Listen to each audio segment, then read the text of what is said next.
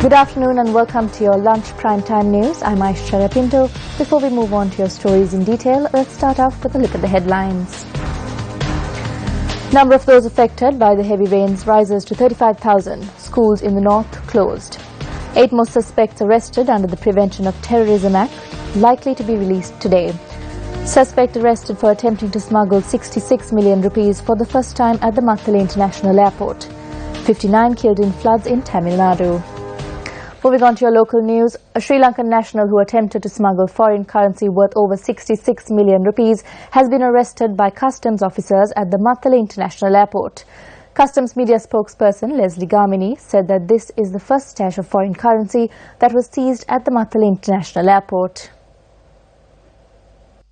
A Sri Lankan male, 35 years old, he's from Veligama, has been arrested by the officers at the departure lounge Mattala Airport today with large amount of foreign currency. The total value is 66 million Sri Lanka rupees. This was concealed in a false bottom of a baggage. He was attempted to take out these foreign currencies to Dubai by SZ 551 flight at 7:45 a.m. this morning.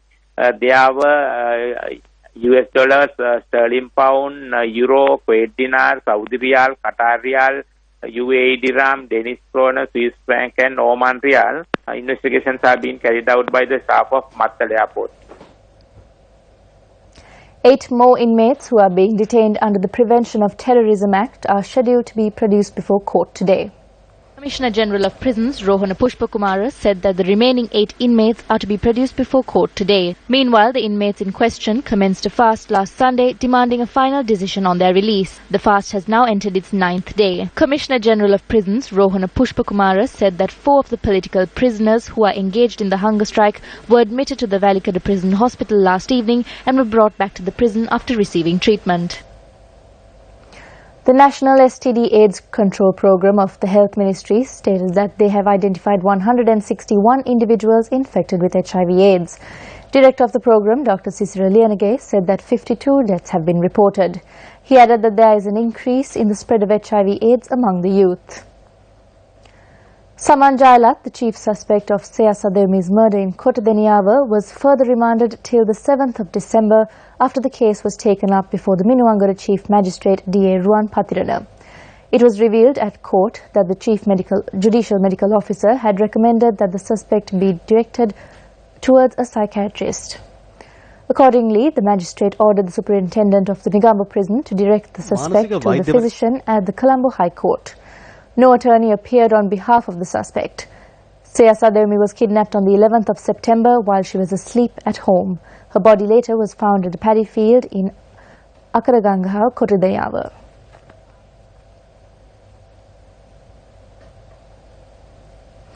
Two people were killed and 11 others injured in motor accidents across the island. 2 people were killed in a motor accident when 2 motorcycles collided with each other in the Upuldeni area in Galanbindunuwava. Police media spokesperson ASP Ruwan Gunasekara said that one of the victims was a police inspector attached to the Galanbindunuwava police station who died upon admission to the Anuradhapura Teaching Hospital.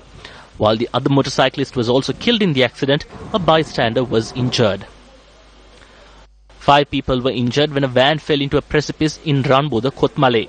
The office of the police media spokesperson said that the van, which had been travelling from Nuwara to Gampola, had fallen into a 30-metre deep precipice in Ramboda at around 10:30 last night. The 5 persons who sustained injuries in the accident belonged to the same family and were admitted to the Kothmale district hospital. 1 individual has been transferred to the Gampola hospital for further treatment. 5 people were injured when a bus toppled at the 7th mile post along the Ampar-Munaragala route in the Siambalanduwa police area in Munaragala.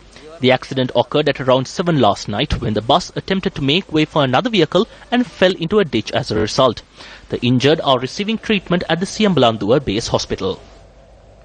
The Ministry of Power and Renewable Energy says that even though electricity facilities have been provided, there are about 200,000 families who have not received the supply of electricity.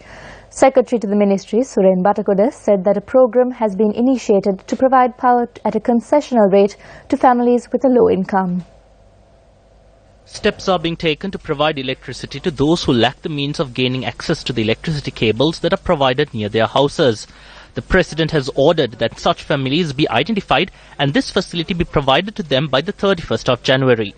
A survey was carried out across the island in this regard, and it was revealed that around 200,000 families had no means of acquiring the electricity close to their homes as they were unable to get the wiring done for various reasons. As a result, officers of the Electricity Board would visit these homes and do the needful to provide them with electricity free of charge. However, the cost would be added onto their electricity bill each month over the course of 5 years.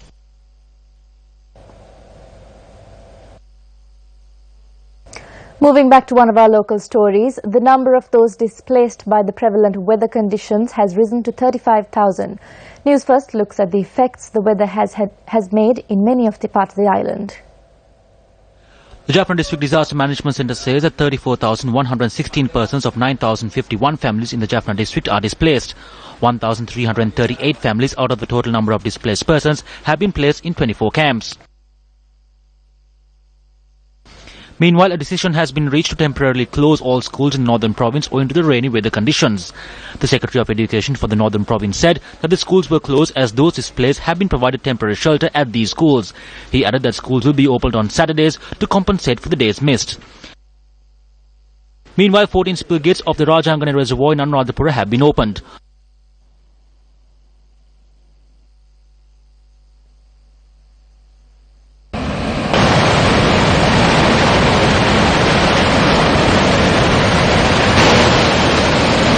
Two sluice gates of the Angamo Reservoir have also been opened. A collapse of an earth embankment was reported near a fish market in Gallewala as a result of rainy weather conditions. Our correspondent said that two newly constructed shops which were to be opened were damaged owing to the earth slip.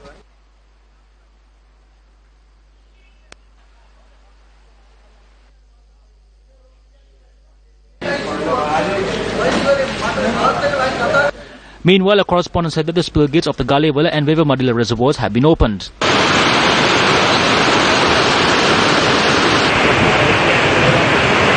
Meanwhile, a house in Udavilla, Harispattu in Kandy has been severely damaged owing to the collapse of an earth embankment.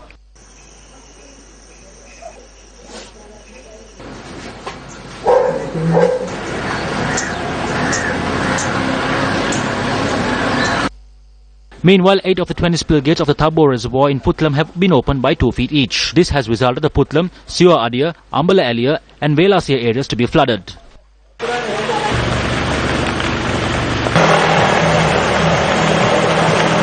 මෙතර ජලමට්ටම ඉහළ යාමත් සමග දැදුරුවේ වාන්දරට 8ම